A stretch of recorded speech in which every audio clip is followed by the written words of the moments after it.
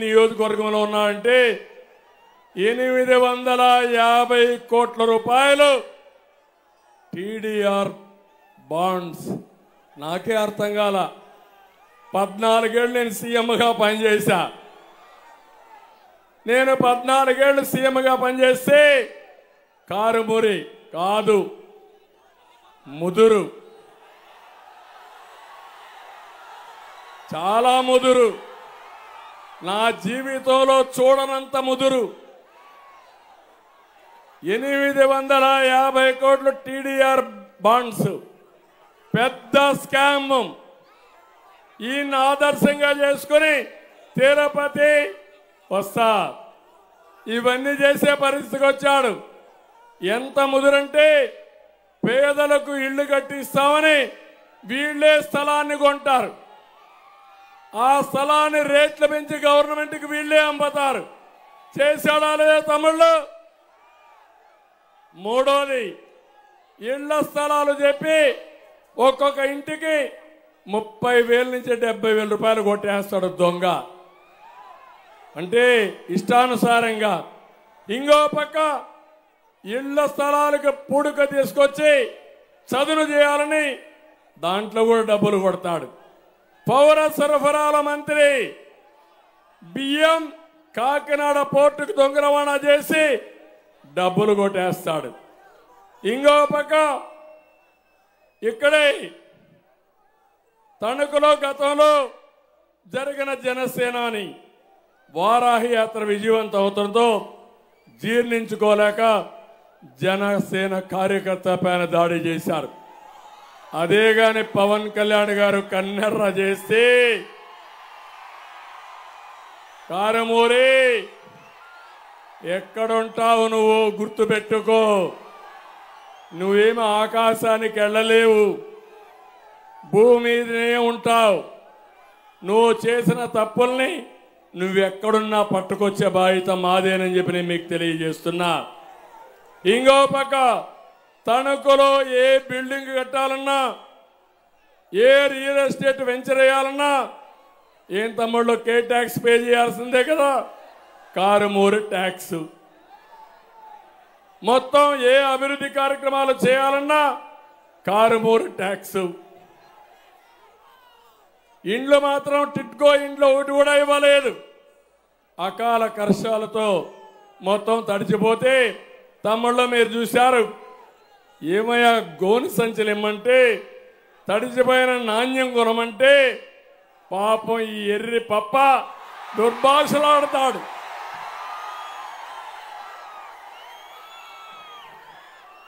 అదే చెప్తున్నా. ఆ రోజు నువ్వు చెప్పావు ఎర్రి పప్ప అనడం తప్పులేదన్నావా లేదా? ఇప్పుడు నేను అంటున్నా, ఆ ఎర్రి పప్పకు బుద్ధి చెప్తారా లేదా మీరని. రైతులు సిద్ధమా? రైతు పిల్లలు సిద్ధమా? సిద్ధమైతే గట్టిగా చెప్పండి. ఇంకో పక్క ధాన్యం అమ్ముకోవడానికి లేదు.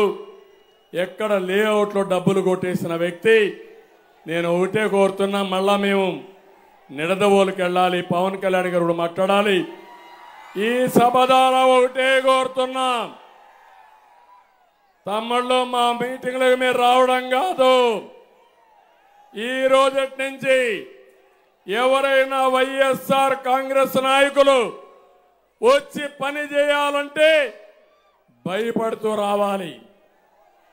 రెండోది, తెలుగుదేశం పార్టీ కార్యకర్తలు, జనసేన నాయకులు కార్యకర్తలు, జన సైనికులు, బీజేపీ నాయకులు కార్యకర్తలు 175 అసెంబ్లీ సీట్లు గెలిపించాలి, 25 పార్లమెంట్లో గెలిపించాలి.